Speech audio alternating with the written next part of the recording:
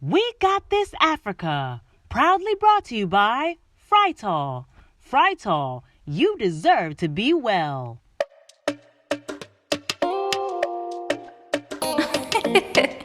Girl, listen.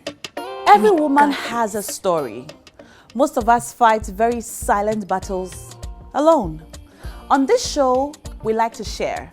We bring all these conversations to the fore in hopes that it brings hope to you watching us at home. Today, I'm going to be speaking to two ladies, Whitney and Ya, and they share their story on their battle with infertility. My name is Naa Ashorkor, and we got this. We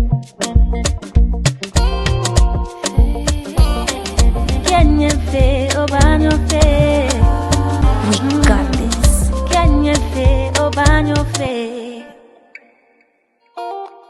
Our guest today was chosen specifically because of the empowerment and inspiration she presents on Facebook.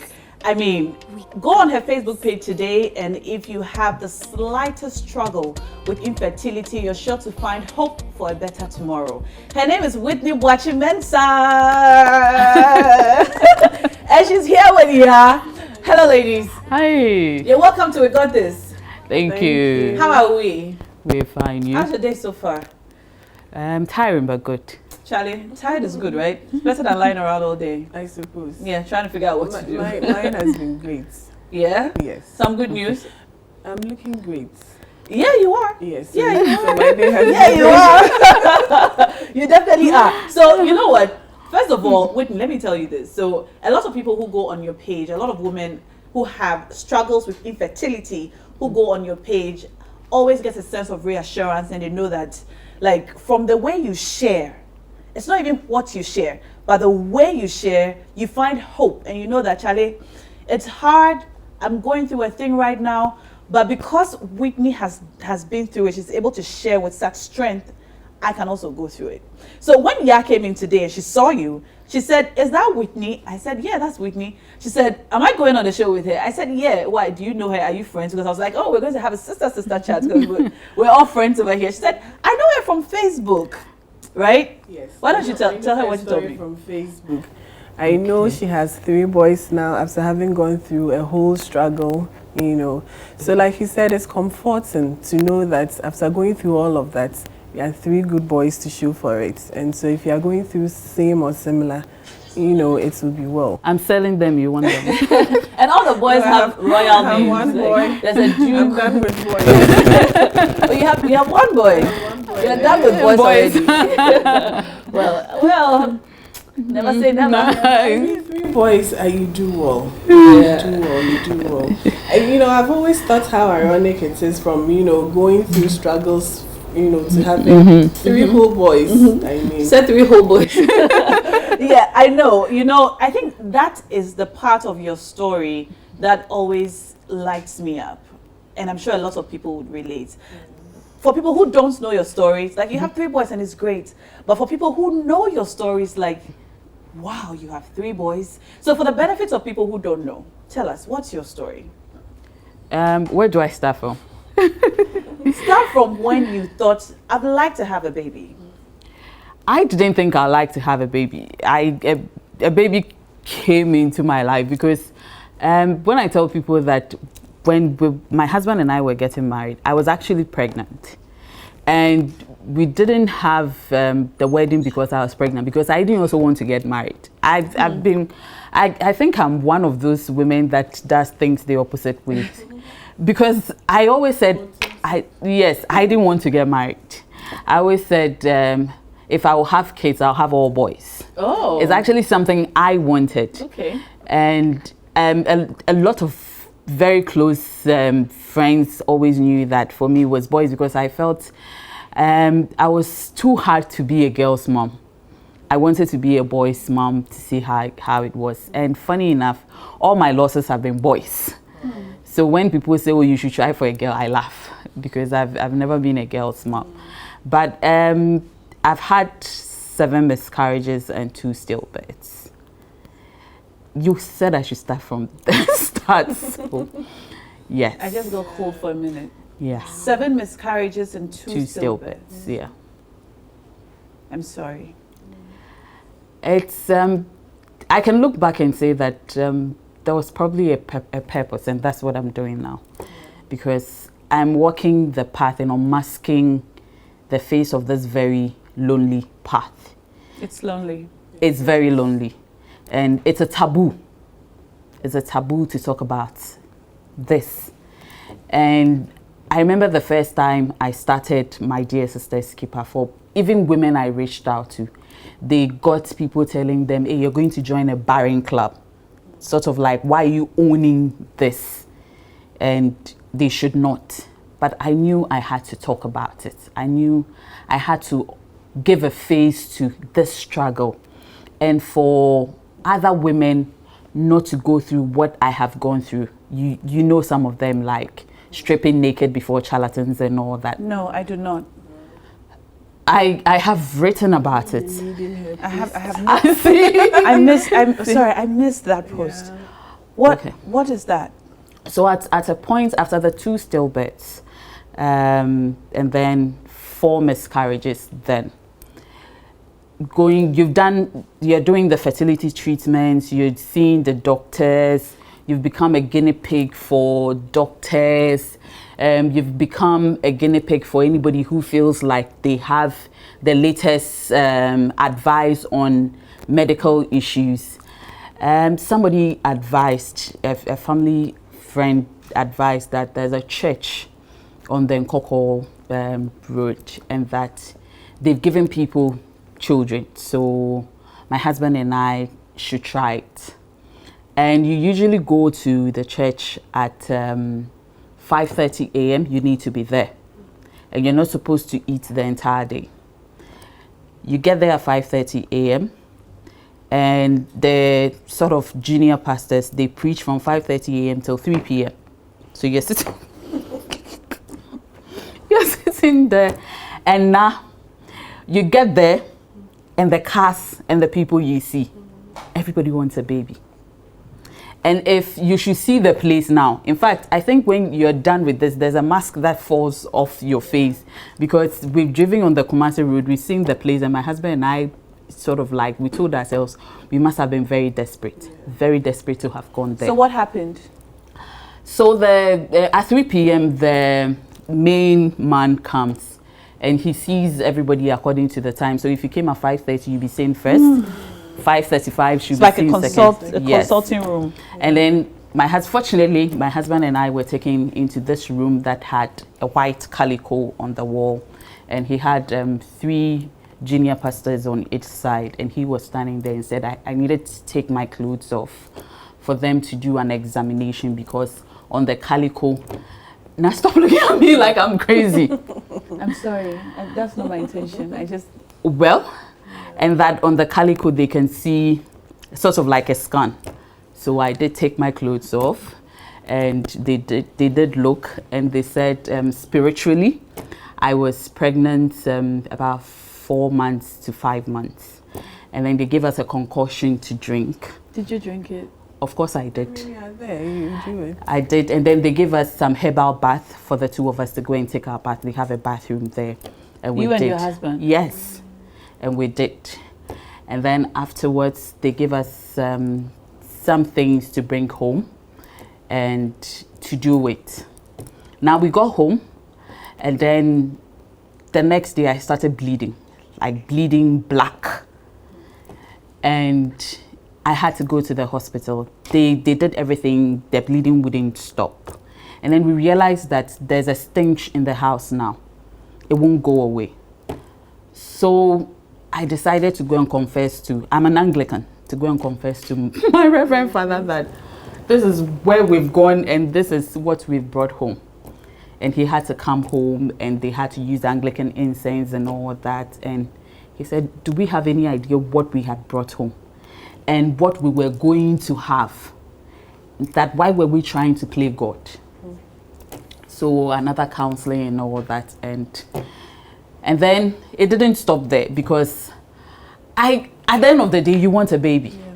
And it looks like when you do not have a baby as a married person, yeah, they do not look at the man. They're looking at you. I think people seem to forget that it takes 2 to make babies. Yeah. but everybody, the pressure is on you, and you even go to christenings and stuff, and then the first thing everybody does is Akao. When is yours coming? And then take a baby and touch your stomach with it. Really? For good luck. Some who are very selfish will tell you, do not touch their baby, else you bring them bad luck. Whoa. Okay. Do you have similar experiences? Well, I mean, I have always been very vocal. If you asked me a question, you get the answer in equal measure. I've always believed that it's not your business to ask me that question, you know. However, there are some particular people who, when they ask you, it cuts quite deeper. You know, there are some, especially if they are family, or if you think they should know better, and they ask you. And I find that most times they ask you as if it's your fault. So, or they ask you as if you are intentionally delaying. So my point is, if I'm intentionally delaying, that's my issue. You know, you still don't have a right to ask. But most often, they ask the woman as if it's her fault. Yeah. So you hear things like, yeah, now, you know, hurry up and give birth. And then, you know, as if you are intentionally preventing yourself. If you like wearing high heels as well. Oh, yes. Yeah, I know that. So I after I got married, I had my first child 3 years on. And so for I think the first 1 year, you know, they gave me some space a bit. And then in my second year, yeah, it was, I got a lot of pressure too. And, you know, people don't know what's going on with you, or they don't know why you're not having a baby. It could be your personal choice, or you're trying, or you're losing. Or you just lost. Or you just, on the day they're asking you, it was welfare no for. You probably on that day have just been told that you just miscarried. Yeah.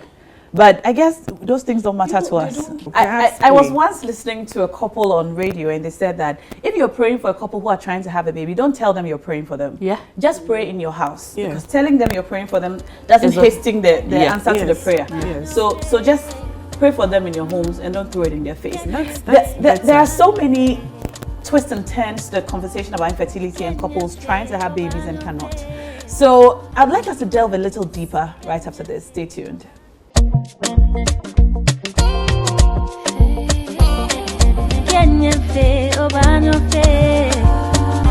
got this.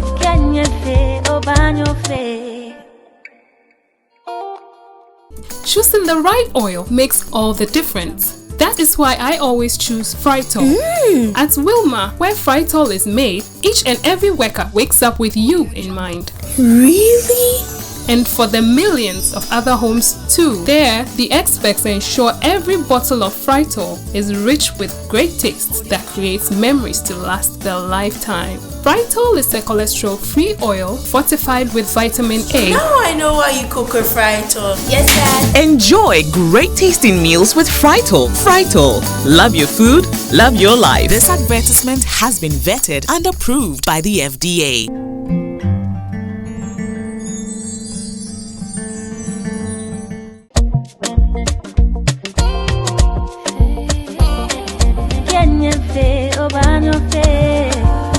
We got this.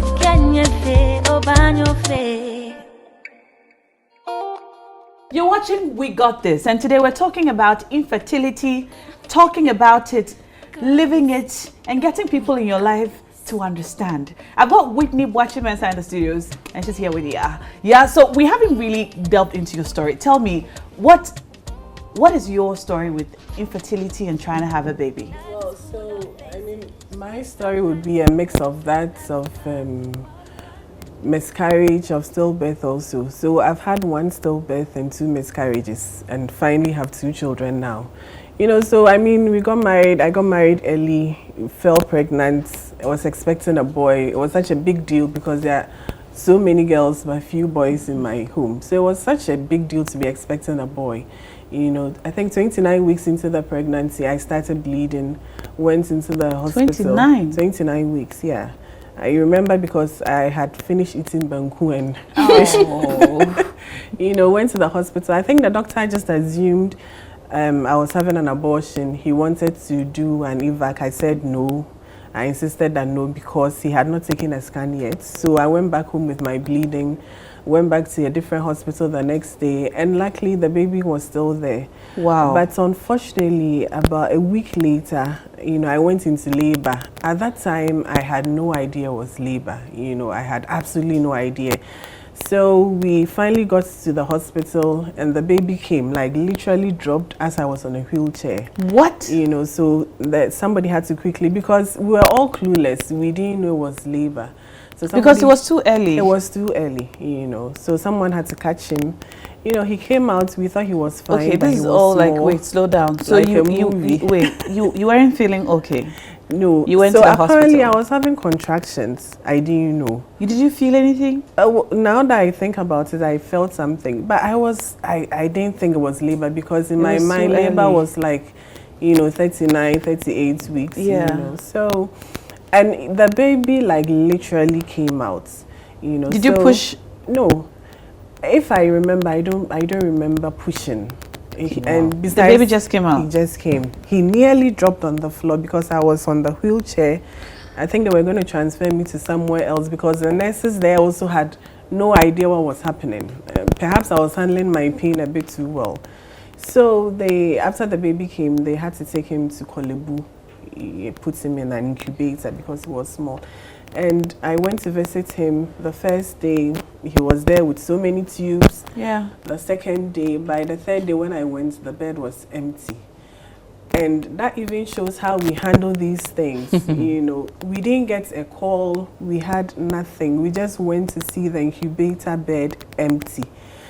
And when I went and I saw the bed empty, I don't know what happened from that time till the time I woke up in my house. It was. So that's also one of the things I feel they should do something about. What do you remember? Not. So I remember seeing the bed empty, and then the next thing I remember was in my home. So it was such a huge blow, because just married, expecting a boy, losing the boy in such a way. The difficult part was when everybody would come and say, don't cry, it's okay, you still have your life. They'll say this proverb, like, hinano boana say. What's that? To wait, when you go for water with a pot, if the pot breaks, that's the problem. If the water pours but the pot is still not broken, you can still fetch more. So you are water. the pot? I am the pot. I'm fine. The baby just went, so don't cry, don't mourn, don't grieve, you'll be fine. Another will come. Some will even tell you if you cry, another won't come. Yeah. So don't cry, don't mourn. Yeah, I heard that before. And it was, so during the day, I'll sit with my family, we'll talk, we'll laugh. But when I would go into my bedroom in the night, I would cry, I would weep. It got so bad. Just because there was no outlet. Don't cry, don't mourn. Don't even think about it. It happened. And that is unfortunately how we deal with Don't these think things. about it. At 29 weeks, your body is so pregnant. You might even be lactating. Mine was Exactly. 32. Both occasions. And perhaps you've bought a lot of things for the baby. It's a whole lot of, but you're not supposed to even Did you talk buy about things for the it. baby? Yes. This was the first boy. It was such a big deal. Plenty girls and one boy is coming. It was a huge deal. But don't cry, don't talk about it. And that I struggled with. So did you get to bury the baby? No. I honestly don't know what happened. Like You I'm too? saying, On both occasions. I saw no. the empty bed and woke up in my house. And So that you was don't it. know where the baby went? No. For me, I know that the hospital, it's a private hospital.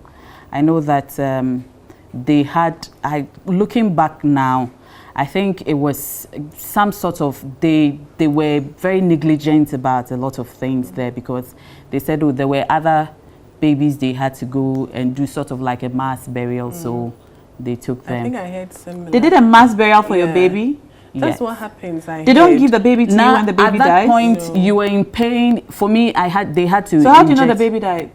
When I got there, my cervix had opened and I was bleeding, so they had to do the scans and all that check. There was no heartbeat and all that, and then they had to induce you. And going into labor, knowing that the baby coming, there's nothing. So you didn't give birth to a living baby? No, On both occasions, they call babies born sleeping. So what were you told happened? They said abruption of placenta. So there was no way Abruption of placenta. And there was no way for boys. They funny enough, the issue with boys is if it's a boy, chances are lower. Because boys need their balls to drop before they are strong and survive. And here am I producing boys like a football team.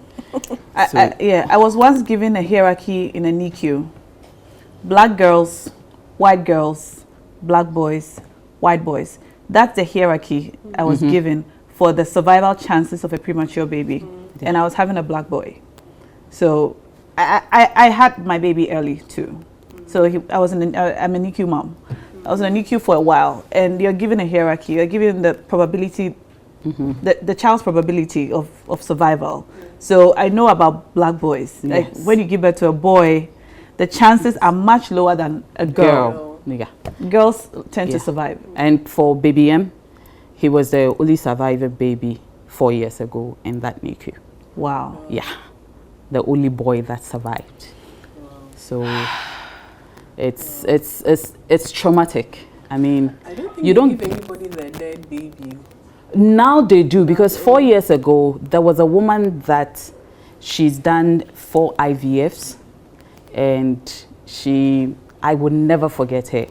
This is somebody, and that's what I always say, that if money can buy babies, or if money can just talk and babies will appear, this woman, this was somebody who I was fighting for my life, lying next to her in the monitoring room, and her chef will come in the morning, they will ask what she wants for breakfast. Yes. And she's done 4 IVFs, and she had, unfortunately, the 4th one, a boy that came at 22 weeks. That's early. Yes. So I remember the first time I went to do KMC at NICU. What's KMC? Kangaroo Mother Care. Skin to skin? Yes. And they said, oh, I had a private ward, so I could go to the ward with my baby for the first time. I was holding the baby. I mean, baby M was like this. I called him a little mouse. Oof. And that's not kind. But he was like a little he was like a little mouse. And he was hidden in the cloth that he was wrapped in. So just when I came out, this other woman too, she was with people. She came there, and then she was like, she assumed that because I came from a different clinic to then 37, my tummy was still big, so she thought you were still pregnant. Yes. So she asked what I was doing at the NICU, and I said, oh, I came to check on my baby and all that. Then she said, oh, I had given birth, and I said yes. Then she said, oh, where is he?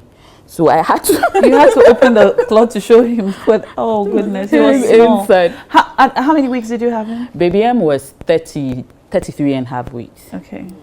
And then she said, you know what she said that made me start my dear sister's keeper? She said, but at least you're going home with yours. Her baby died. Her baby died, and her people had come to go bury her baby and to go and give blood. Because the blood situation in this country, when you are giving, you bring people to come and donate. And she said, that's so heartbreaking. Yes. But this thing really bothers me, that if you have a baby and the baby doesn't make it, you don't get to bury the child. You don't get to take they just take the child away from you. Yeah. Now people get to do that closure. At least doing Sister's Keeper, I know people are getting, but 10 years, 11 years ago when I had JD, people were not. Help me back. I mean, they're telling you not to talk about it. So nobody's obviously going to help you. Do you feel that if you had seen your child and maybe just had closure, I mean, you went home and came back and it's like nothing happened? Even talking about it now helps. So I always feel like it could have been handled better. You know, we should have owned the situation that it had happened. I had been pregnant and had lost the baby, and it was a deal, but it was played down, perhaps because of good intentions, so you don't dwell on it too much. But I feel the grief should have had an outlet. There should have been something grieving done process exactly to say that this. So I always find it difficult when I'm asked, my girl, is she my first daughter or not, because I had a living child for 2 days. So I always struggle in my mind. It's my daughter, my first child, you know. Do I need tell to your tell daughter them? about? I don't. She doesn't know? I don't talk to her about it. Did you name the child? We did. He was called Asei because he lived for 2 days. I mean, I have his birthday and his death date. So I feel that we should have handled it better, myself and everybody else. But we were told, no, don't cry. Do you have pictures of him? I don't have any picture. I have no picture. All the pictures were deleted. And mind you, all the pictures of him were him with tubes all over him and all of that, and they were all deleted. You know, I couldn't handle it well, so after a while they took me to a psychologist, and unfortunately that also didn't go well, because I remember the psychologist told my people that if I came out with a prescription, then that was very bad news. So I went inside. The man asked me, the first question he asked me was I sad that had happened? And honestly, I felt a bit angry. Not a bit, I felt very angry, because I thought that was not a very sensible question. Because here am I, I've lost a baby, asking me, was I sad? So I came out with a tall list of prescription, and then my family, at that time, I think they all started tearing up because they knew that it was a bad case. But when I think about it, all I needed at that time was for us to acknowledge that it happened, that I had a son. He died after 2 days. We needed to mourn. I needed to grieve. I needed to heal. Time, it's been 9 years now. He'd have been 9 this month, actually. Time does a good job. But if we had also done something about it, perhaps I would have healed faster. You know? Now it's a cultural thing. It's a cultural thing. Ghanaians don't do emotions.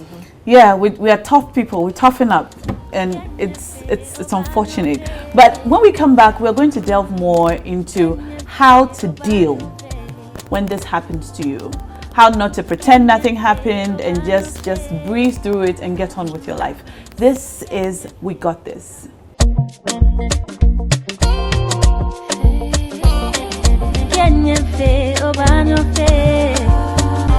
got this.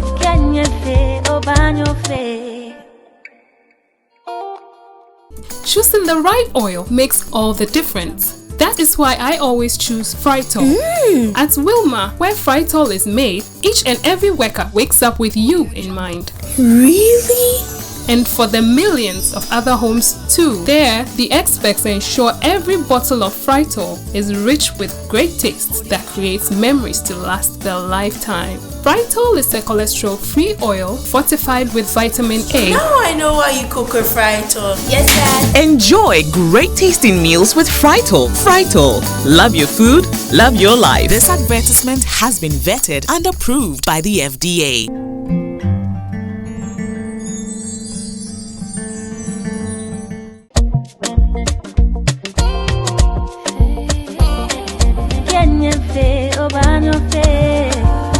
We got this.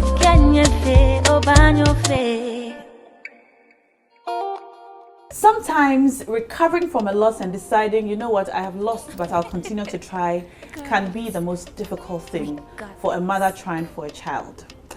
I'm talking to Whitney and and they have shared some really, what's the word, difficult experiences with us today. But ladies, I would like to know how, after each loss, you were able to vim up and decide, I'm going to try again. I've heard so many women say it, and I know this for sure, that, you know, when you want to have a baby, you're having sex on the clock. Like, okay, today is ovulation day. So this is ovulation window, 24th to 27th. Like, no matter what, like, it has to happen. No matter where he is. No matter where you are. You like, and it doesn't become a thing of pleasure anymore. It becomes a thing of work and mathematics. And putting your feet in the air. Oh yeah, I've heard some very So I tell you what, when I did the Perfect Picture film, there was a scene in the Perfect Picture film 10 years later where my character and her husband were trying to have a baby, and there was this position called a split bamboo, in a position which is supposed to help you conceive, and there's mathematics to it. Okay, so today is 24th. And ovulation window is 3 days. 24th, 25th, 26th. We're supposed to make sure that you have sex either on all the days or every other day in the split bamboo position in order to conceive. Now people thought it was a very funny scene, but it's true for a lot of women. Yeah. Did I lie? It's so real. It's so real to the extent that and then you have to sometimes you have to do the injections and wait a certain body temperature time for you to have sex. Explain. When you're doing fertility treatments, there's a temperature that goes for your body. Okay. And you need to do it for women. Sometimes it's underneath your stomach for you to inject the medicine in there, or sometimes take the pills. And these are pills that, unfortunately, it's supposed to make you fertile, but you become big. And then you put on weight. You put on weight. And then it doesn't matter for me, for somebody like me whose husband work travels a lot, wherever he is, you have to make sure. You say Crotro and go and meet him. I've stopped counting the number of times I had to travel for sex. Wow. And you know, it's not like traveling to go and meet the person and have fun. We need to do it at this time. With the body temperature? Yes. So you carry a thermometer with you? Yes, to do it. And then there are other times you have to, and you know the funny thing, our final gynae who we started seeing, he said sometimes the funny thing is, even those 3 days window, it can happen that you fought over something very silly. And then you're having sex and you fought and you're not talking. I mean, how do you even call a baby for that? But you have to do it. Did you experience times like that? Yes. I'm sure by the time you travel there, you are tired. You fight over very silly things. And I'm here and you didn't hug me. I mean, because you become so vulnerable to the very basic things. And now he looks back, and when we have arguments, he says, Charlie, I've gone through that already. I don't need it now. So there's nothing to fight about anymore. But yes, you have to, like you said, vim up. It's been, and usually when you have it, they give you a window of 6 weeks, between 3 to 6 weeks to heal, miss your period, and then start folic acid and prenatal vitamins and start again. Wow. Yes, and then to do sometimes sperm counts for the man to see that the sperms are at a level that they need it to be. The soldiers are fighting there. How did you start trying again? So after the first baby died, that's after I'd gone to see the psychologist, you know. The psychologist really makes didn't you work. laugh. Yes, I mean, it didn't work. I thought it was an absolute waste of time, but kudos to my family for trying. But I think that time does a lot of good. You know, time heals. And also, if you're a Christian or if you believe in a supernatural being, if you believe that there's a higher power, that also helps. You know, there are verses in the Bible that encourage. It's ironic. I always think to myself that sometimes by believing in God also, you begin to also get angry because you feel like God is there. Why did He allow it to happen? But that's also something that you have to deal with, you know. So God helps. There are verses in the Bible that help. I didn't quite find any particular person who had gone through my story to talk to. I feel that could have helped. I feel that if I had found someone like me to talk to, that would have helped. So, but I would say generally time helped. And then I also believe that it could happen again, you know. So far as I had gotten pregnant and had the son, I knew that if I tried, it would happen again. After the miscarriages, by then, perhaps I was immune, or you know, so then it was like, let's move on. Not a lot of people even know that I've had 2 miscarriages. You know, it just happens and it will happen. So let's move on. Did you feel sad about them or you felt numb about them? The miscarriages, I will not say sad. I think after having gone through losing a baby, a miscarriage is not too big of a deal. You know, it happens, it happens, and by the next day, so it happens, I go to the doctor, he does the evac, by the next day. And you had to do a DNC for all of them? Yes. How many times have you been to the theater? I've had 7 miscarriages, 2 stillbirths, and 3 babies after. So that's, so that's like 14 times? How old are you? What a question. Like 14 times? Yeah. And I'm guessing it weren't twice a year? For the 2 stillbirths, they were a year apart. But the miscarriages, they were like 6 months into it, 7 months into it. Did you ever feel like you needed time to heal and recover from each loss before trying for another baby? You're too immune and you're too desperate to even think of that. You don't need to waste time. Yes, and it's one of the things I've realized that for our community platforms, even when a woman has a baby finally, we do the full psychological treatment for her and all that, because you, even after you have a baby, you start feeling guilty. So my body could take this to this term, but it couldn't take the others, and then you go into postnatal depression and all that. So we actually offer that as well. After finally being able to carry to 37 weeks, my doctor and I were sat down, and I told him, because of past experiences, when does he think that this baby will be strong, healthy enough to come out? And he said, well, between 35, 36, 37 weeks, especially 36, 37 weeks, he will be that strong to come out. And I said, I wanted a CS, because I can't see myself going through that emotions of pushing again. I have done it before. They had to cut. Yes, do the cutting, and the baby is coming in. There's nothing to it. So I don't want it. I want CS. So you gave birth to all of the 2 stillbirths, yes. Now, finally, I have a son. Then it becomes, if you think being prior to having a baby is bad, wait till you have one. Secondary infertility is worse. But for me, the reason why I went into depression, I was dealing with my own, finally I have this, so why didn't this one survive? Then all of a sudden, I am hearing from supposedly family that, oh, she chose CS because she didn't think she was, she didn't want to push, and it had become a topic, a conversation, and then people were coming into the house too much to look at who the baby looks like. Every newborn baby, they look the same. And I just couldn't stand it.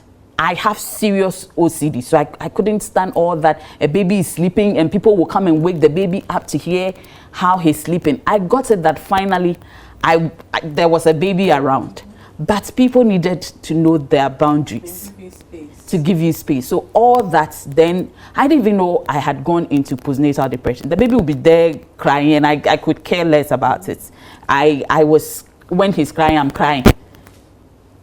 It had to take my doctor to walk me back through the process, talk to me and all that. So I decided for my other 2, when I have a baby, I don't want anybody around for 3 months.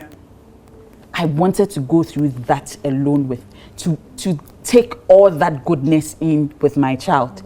People wondered, how was she going to do the bathing and boys going through circumcision and all that. Now I enjoyed all that process. For me, that was a healing I needed. I didn't need people around to see who my son looked like, or which years he had, or how fair or dark they were. And for a lot of women, that's what they want. I mean, you are not sleeping through the night. Your breast is so engorged with milk. Your nipples are so sour from boys who are sucking like there's World Cup. And then in the morning, you want just a little sleep, and people go. So I really appreciate my friends, because when I had a baby, they would ask me, let us know when it's good to visit. I realized all of my friends said that. Like, hey, congrats, let us know when it's okay to visit. And I thought, well, you're just supposed to visit. But when I took it in, I understood that, you know what, I actually wasn't ready for people to start visiting. So I really appreciate my friends for taking their time and visiting after a while. Even my family would say, hey, Wabileba, let us know when we can visit. And that's something I always applaud my friends and my family for. Like, I didn't get any visitors till after 3 months. Which is the best. Yeah, and I thought that was very kind of them. And then again, I should say, I had a lot of help, because I have 3 sisters, at home with me. So I didn't really need the extra hands. But I'm wondering about you guys. I mean, if you were home alone with your husband, didn't you feel that you needed that? Or do you think that people were coming because they felt that you needed that? Not because you need help. People were just coming to visit and sit and talk and talk and talk. And talk about the child's future. I mean, nobody can refuse help. If Yeah. you Yeah. need help, it's fine. But these people, like I say, will even come and eat. Yes. They're expected to cook Yeah. for them. No, but I think generally when We need to give birth, relax we for should- them. Yeah. I do that now. It's Or not ask easy. when it's a good And time I to know. Ask them I do that what too. specifically they want, What you need. or what they need. It's the exactly. best thing you can give Yeah. any new parent. Yeah. I think we've had a very great conversation, and I'm really glad that you both came. I couldn't have had it any other way. Thank you so much. But for the women listening to us right now who are struggling with infertility, primary or secondary, and are just trying to figure this out and are feeling lost and like alone, what would you say to them? Yeah. Well, I mean, if you're a Christian, your ultimate source is God. And Whitney mentioned we don't give children. Your husband doesn't give children. God gives children. So that's where you need to start from. You know, it's not your fault. It's not your husband's fault. God gives children.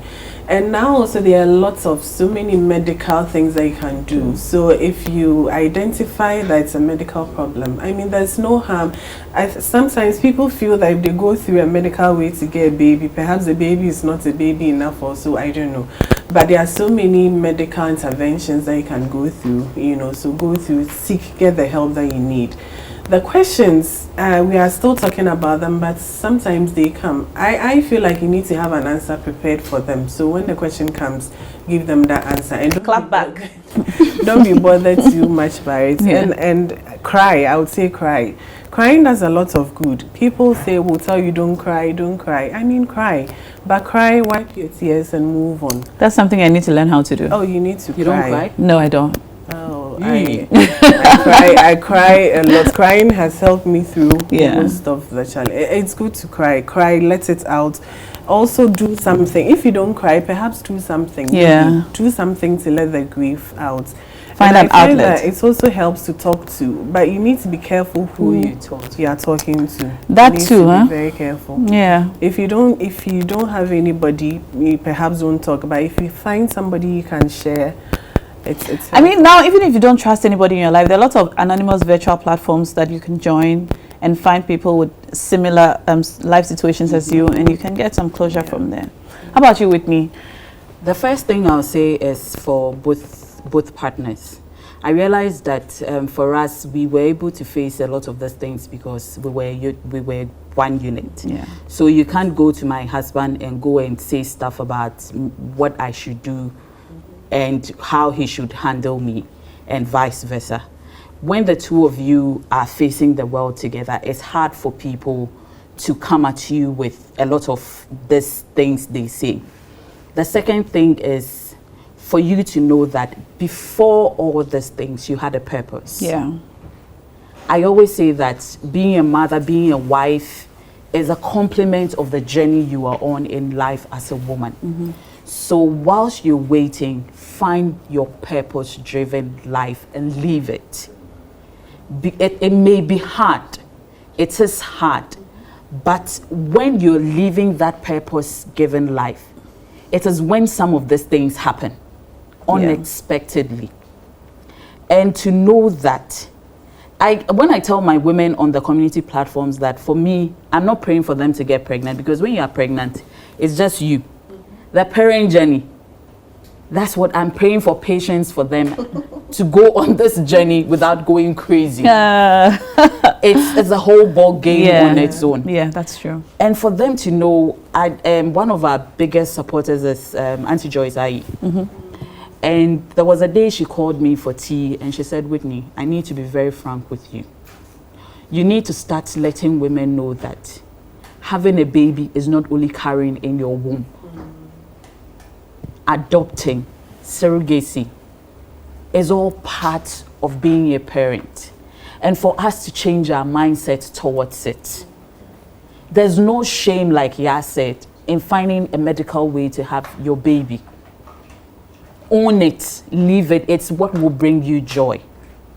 There's nothing wrong with finding help to carry that baby for you. If you cannot, it's been proven to you that you cannot carry to full term and you have the means of getting that, please take advantage of it. I can't help but agree that it is in sharing that we find strength. And I'm hoping that this episode has done just that for you. It's been great.